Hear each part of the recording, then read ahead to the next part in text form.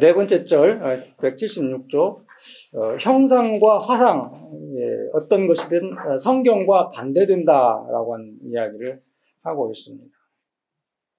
그러면서 이제 아까 말씀드렸던 예언자들 중에서 이사야의 이야기를 하나 인용을 합니다. 117쪽 아랫부분 보면은 이사야 44장 12에서 17절까지.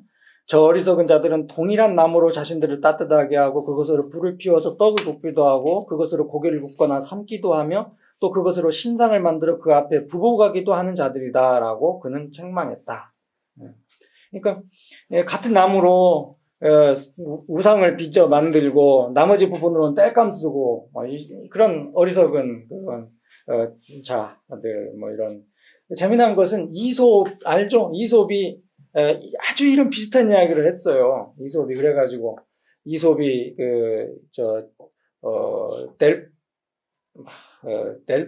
무슨 신전 예. 그 신전 사제들한테 붙잡혀가지고 순교를 당했습니다. 이솝도 당시 거의 BC 한 300~400년 전 사람이었던 것 같은데, 이사야와 같은 현자였어요. 지혜자였어요. 그래서 우상 숭배의 허구성을 이렇게 전하고 다니다가 신전 사제들에게 순교를 당했던 자들입니다. 넘어가겠습니다. 178조. 자, 4절 마지막 부분 봅시다. 그러나 우리가 주의해야 할 것은 화상도 조상 못지않게 금지되어 있다는 사실이다. 그리하여 이것은 히랍인들의 그 어리석은 궤변을 반박한다. 그들은 하나님을 조각하지만 않는다면 그것으로 훌륭하게 자기 의무를 다했다 생각하고 다른 국민들보다 더 방종하게 회화에 빠지고 있는 것이다. 여기서 이제 칼빈은 단지 라틴 교회만이 아니라 그리스 종교의 어떤 문제점도 비판하고 있는 거예요. 단지 우상만이 아니라 어떤 그림을 통해서 어떤 이콘, 그죠? 동방정교회의 많은 이콘들, 그림들, 그것을 여기서는 또 비판하고 있습니다. 동방교회조차 이런 오류를 범하고 있다라고 하는 거예요. 그러면서 제2계명, 10계명 제2계명은 단지 조각상만이 아니라 그림이나 화상들까지도 금지하고 있다라고 하는 말을 하고 있는 겁니다. 자, 5번째 절, 우상에 대한 성경의 판단. 자, 이 로마교회와 동방교회는 이 조각상들이나 이 화상 그림들이 문맹자들에게, 그러니까 글을 모르는 사람들에게 체계구실을 하고 있다. 글을 모르는 사람들이 성경을 통해서 가르침을 받을 수 없으니까 이런 조각상이나 그림을 통해서 그 내용을 배울 수 있다라고 하는 그런 주장을 하고 있어요.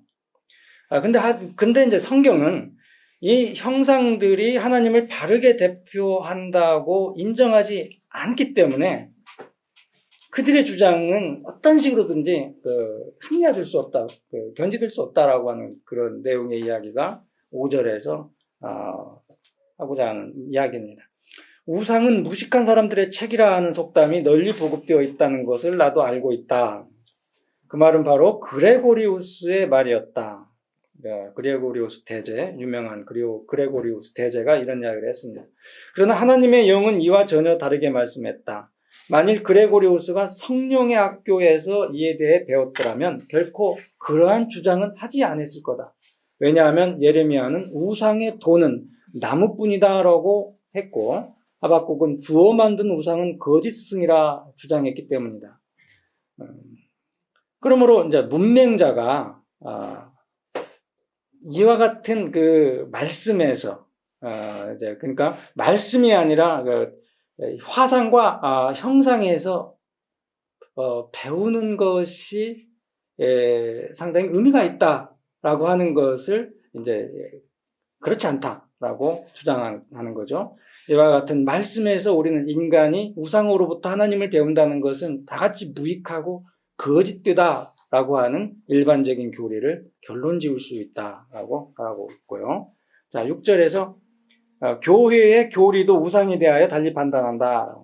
칼빈은 여기서 초대교회가 한 500년까지는, 그러니까 그 어거스틴 그 살았던 시대가 AD 한 5세기경이거든요. 그러니까 어거스틴 그 시대까지만 하더라도 이 교회에서 일반적으로 형상물을 갖고 있지 않았다라고 하는 그런 주장을 해요. 그러니까 중세 천년, 그러니까 어거스틴까지가 이제 고대 교회이고 일반적으로 중세 천년은 어거스틴 이후 이제 한 500여 년부터 중세까지 종교개혁 때까지 한 1000년의 그 기간을 이야기하는데 이 그 교회가 이 초대교회는 그래도 상당히 뭐라고 할까 그 건전하고 그 성경의 어떤 가르침대로 뭔가 이렇게 교리를 순수하게 보존하는데 노력을 했어요. 근데 이제 이 중세로 들어가면서 타락하고 부패하면서 이제 이런 그 조각상들이 만들어지고 그림, 화상을 통해서 신자들에게 다가서려고 했던 그런 일들이 있었다라고 하는 이야기입니다. 자, 그 아래에서 두 번째, 형상으로 보이는 것은 모두가 다 가사적이라고 하는 사실을 낙틴티우스나 유세비우스 같은 분은 서슴없이 주장했다. 180조. 어거스틴도 마찬가지로 형상에게 예배드리는 것뿐만 아니라 그 형상을 하나님께 봉헌하는 건 죄악이라고 명백하게 주장했다는 거죠. 그러나 그 어거스틴의 말은 엘비라 교회 회의라고 하는 것이 306년경에 있었던 교회 회의인데 여기서 제정된 것과 다를 바가 없었다는 거죠. 엘비라 회의에서 나온 문서 36장에는 교회당 안에 화상이 있어서는 안 되고 예배를 받든가 찬양받아야 할 것이 벽에 그려져서도 안 된다라고 하는 말이 기술되어 있다라고 하는 거죠. 네. 자, 그렇기 때문에 7절 교황주의자들의 형상물은 전적으로 잘못된 것이다라고 비판하고 있습니다. 형상물이 무식한 자의 책이라 하는 속임수를 써서는 안 된다. 왜냐하면 그것은 성경의 많은 증거에 의해 명백하게 반박되었기 때문이다. 자, 그러면서 이제 중간 부분, 만일 교회가 의무를 다했다면 무식한 자는 한 사람도 없었을 것이다. 제대로 말씀을 가르치기만 했다면. 그러면서 하나님은 그러한 쓰레기 같은 것과는 전적으로 다른 교리를 배우기를 원한다.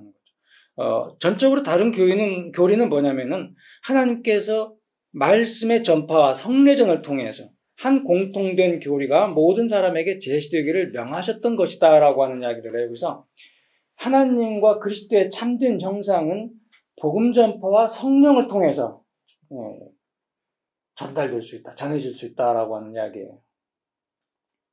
자, 그러면은 무지에서 다만 우상 이유에서는 배울 수 없다고 교황주의자들이 말하는 그 무식한 자들이 대체 누구냐라는 거죠. 바로 주님께서 자기 제자로 인정하신 자들이고 하늘나라의 철학의 계시로 영광의 옷을 입힌 자들이고 또한 천국의 구원의 신비로 교육받기를 원하는 자들이다라고 이야기를 합니다. 182쪽. 자, 그들이 이렇게 무식하게 된 것이 그들을 교육하기에 적합했던 그 교리를 탈취당한 데서 온 것이 아니고 어디에서 왔겠는가, 이런 질문을 던집니다. 그러면서 실로 교회의 지도자들이 가르치는 인물을 우상에게 넘겨주었다는 것은 그들이 벙어리였다는 것 이외에 다른 이유가 없다. 바울은 이 복음을 진실하게 전파하면서 그리스도께서 십자가에 못 박히신 것이 너희 눈앞에서 밝히 보이거늘이라고 증거하였다 하는 거죠.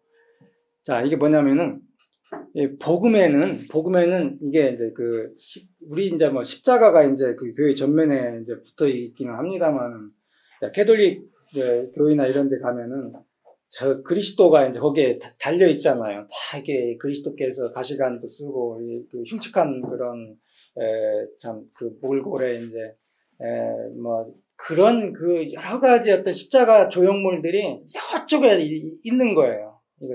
그러니까 그런 눈으로 그 조각상들, 그 형상들을 확인해서 알 수 있는 게 아니라 바울이 이미 갈라디아에서 밝히 말하고 있듯이 그리스도께서 십자가에 못 박히셨다라고 하는 사실을 이미 명명백백하게 말하고 계시다라고 하는 거, 말씀하고 계시다라고 하는 것을 성경에서 우리가 증거로 찾을 수 있다라고 하는 사실이죠. 굳이 그 십자가 조형물을 보지 않아도 말씀을 통해서 밝히 알 수 있지 않냐라고 하는 그런 내용입니다.